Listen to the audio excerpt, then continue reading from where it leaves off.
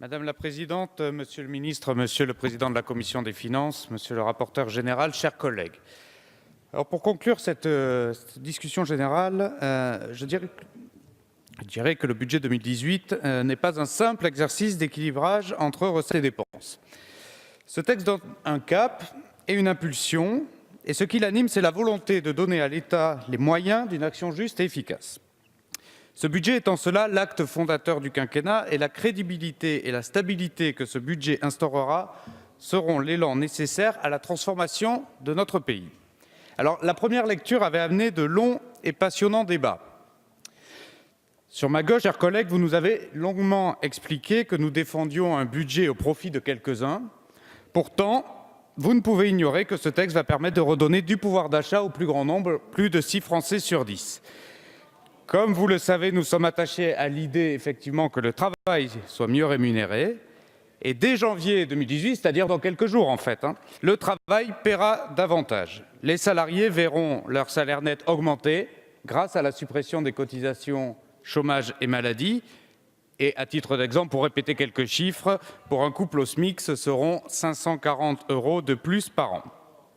Sur la droite, chers collègues, vous qui, depuis les débats de la campagne présidentielle, appeliez à mener une politique de rigueur particulièrement dure pour que la France contienne son déficit, convenez que nous réussissons à atteindre l'objectif en évitant pour cela bien des coupes, comme vous nous l'avez présenté.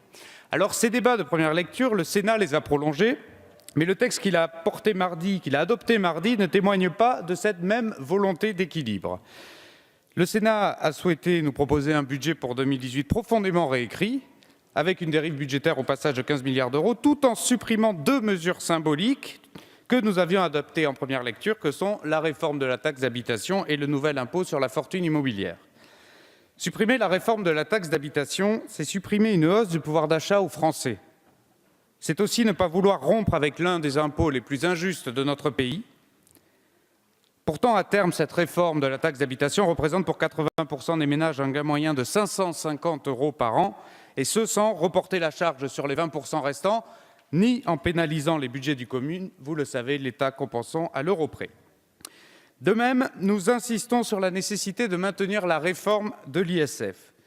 Cette évolution fiscale, c'est avant tout un levier pour notre croissance et un soutien à l'emploi.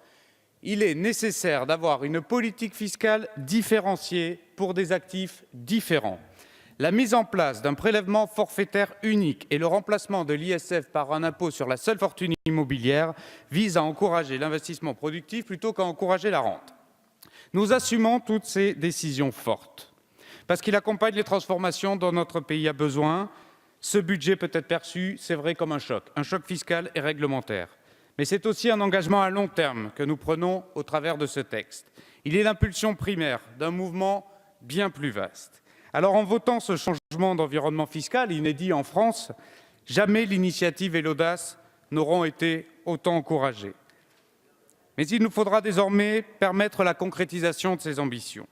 Selon une récente étude de la Banque de France, le taux d'épargne continue d'augmenter en France et l'immobilier représente encore 55% du patrimoine des ménages. Dans ce contexte-là, je vous rejoins, faire le pari de l'investissement productif nécessite alors pédagogie et travail en collaboration avec tous les acteurs de la place.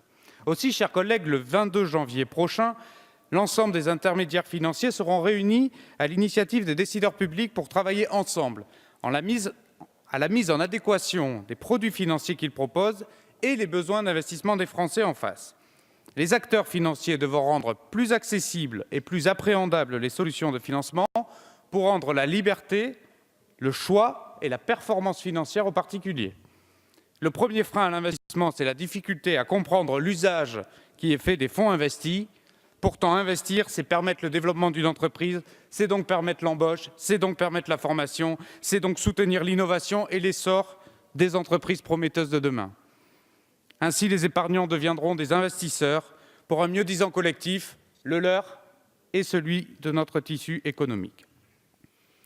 Nous sommes pour le pouvoir d'achat, nous sommes pour le pouvoir d'investir, nous sommes pour donner un avenir avec, par et pour tous les acteurs. Cette nouvelle lecture, nous le souhaitons, sera l'occasion, chers collègues, de vous le démontrer. Je vous en remercie.